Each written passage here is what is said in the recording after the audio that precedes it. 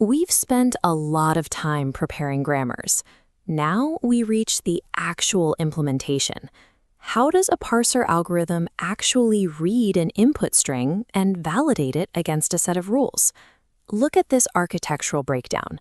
A parser approaches code like a builder reading a blueprint. It starts with the root concept, the high-level program, and breaks it down into statements, then expressions, and finally the individual terminal tokens at the bottom. This diagram compares two directional flows. Top-down parsing starts at the top with the start symbol, S, and tries to generate the exact target input string, AB. The alternative, bottom-up parsing, starts with the input and works backward. For now, that bottom-up path fades away, leaving us purely with the top-down workflow. Top-down parsing is a process of continual downward expansion.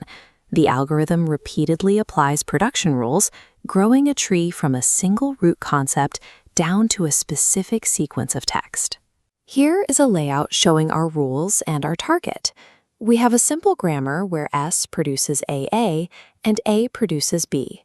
Our target input string, positioned at the bottom, is AB.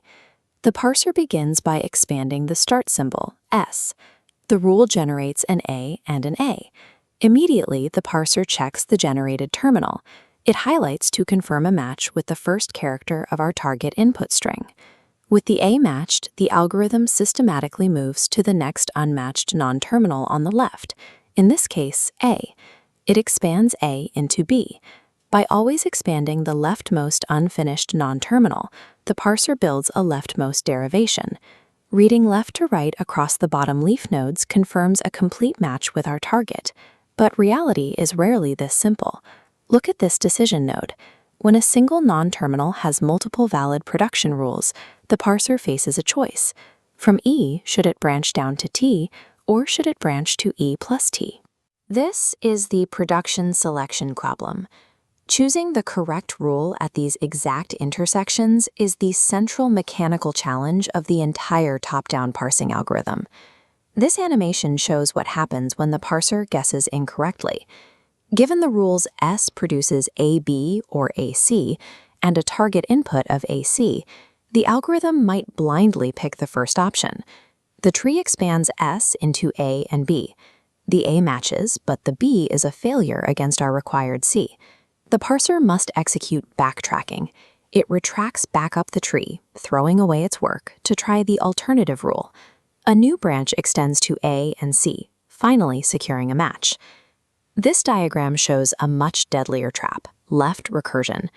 When a rule like E produces E plus T is applied, the parser expands the leftmost non-terminal, generating another E. That E immediately generates another E. The algorithm loops endlessly downward without ever consuming a single character of input.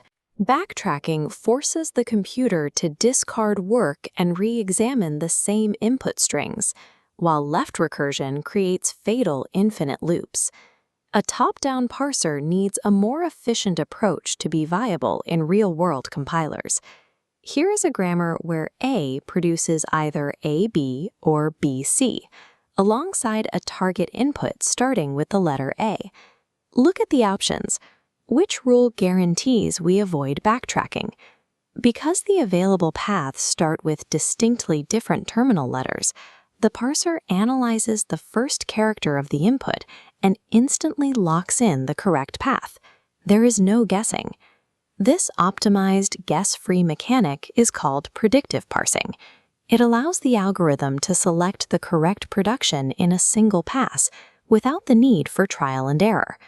This matrix tracks the life cycle of a top-down parse. The direction flows strictly from the start symbol toward the input string, meaning the parse tree physically grows downward from the root to the leaves. It systematically constructs a leftmost derivation, but it must constantly defend against its two primary enemies, the infinite loops of left recursion and the computational tax of backtracking. Mastering these constraints and preparing your grammar to handle them is the prerequisite to implementing a functional compiler in real code.